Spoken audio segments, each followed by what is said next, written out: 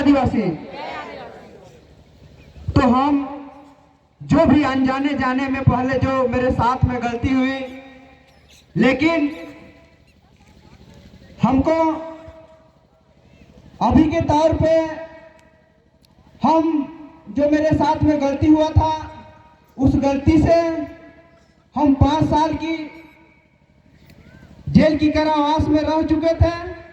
वहां पे हमारे न्यायालय हमको गुनाह साबित नहीं कर पाए और हमको 5 साल प्लस में वहां से रिहा कर दिए। जब मैं केंद्रीय कारा होटवार जेल में 5 साल रहा और वहां से निकला 2019 में, उसके बाद में 2020 से मैं संविधान पकड़ा और संविधान के माध्यम से चलना शुरू किया और हर गांव में जा जाके संविधान, हर नवा व्यक्ति युवक को संविधान पकड़ाने की काम किया। लेकिन आज हमारे जो साल पढ़ा दुलीचा, इसके माध्यम से और पूरे छोटा नागपुर के जितने भी पढ़ा के माध्यम से हम यहाँ पे हमारे साथ पढ़ा दुलीचा गांव कोयनारा जो 56 एकड़ 66 डिसमिल जो जमीन थी और उस जमीन में पहले का जो जमींदार था उसका शासन चलता था, लेकिन जमींदारी शासन खत्म हो गया 1955 में और हम युवा संघ भारत में जुड़े और संविधान के माध्यम से और युवा संघ भारत की जो इंचार्ज के माध्यम से मुझे ज्ञान मिली कि जमींदारी जो शासन था 1955-56 में खत्म हो गया। तब हम लोग सोचे पूरे पाढ़ावासी लोग कि अब जमींदारी शासन खत्म हो गया तो ये जमीन किसका होना चाहिए? हमारे पाढ़ा की जमीन होना चाहिए। तब हम लोग जाके वहां पे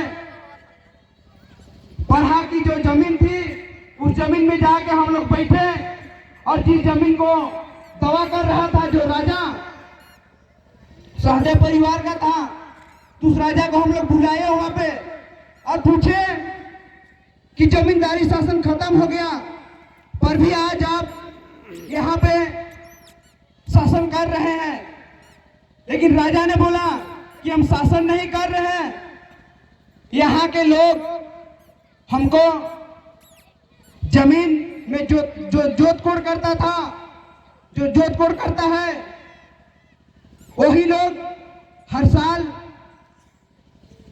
यहाँ पे हमको टैक्स के रूप में धान, उड़ीद, मड़ुआ जो भी गोंदली है उसको दिया करता है।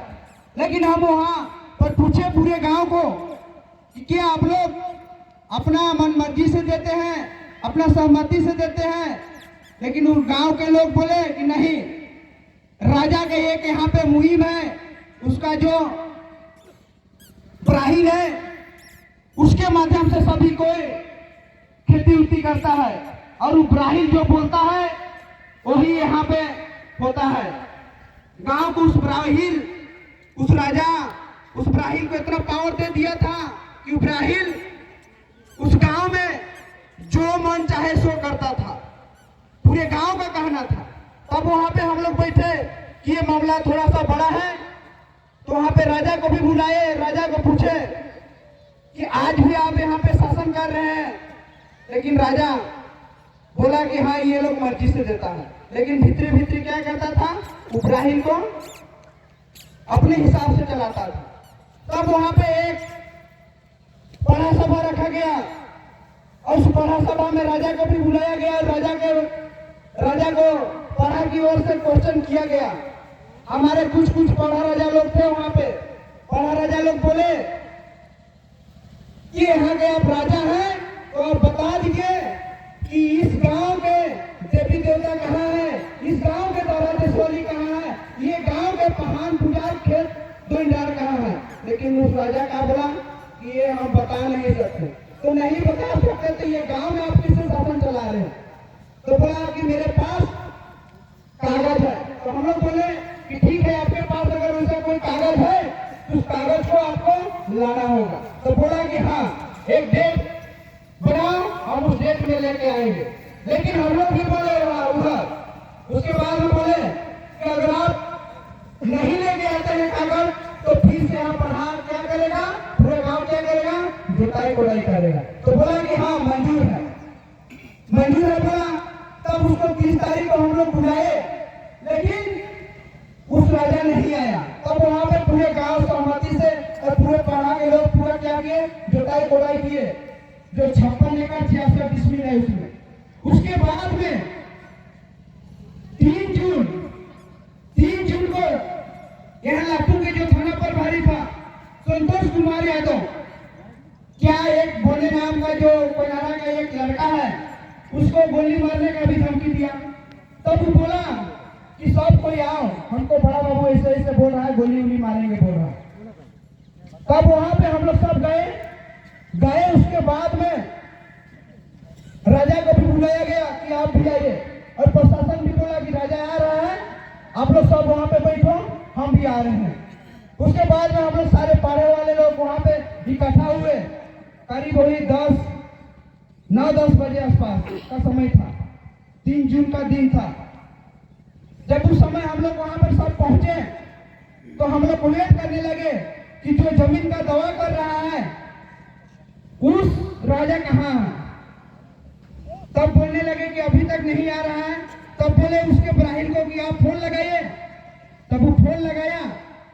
उसके बाद में उसका फोन को लाउड स्पीकर किए तो डायरेक्ट बोला उस राजा कि हमको लाखन थाना प्रभारी संतोष कुमार यादव मना किया, हम यहाँ पे देख लेंगे, ऐसे बोला।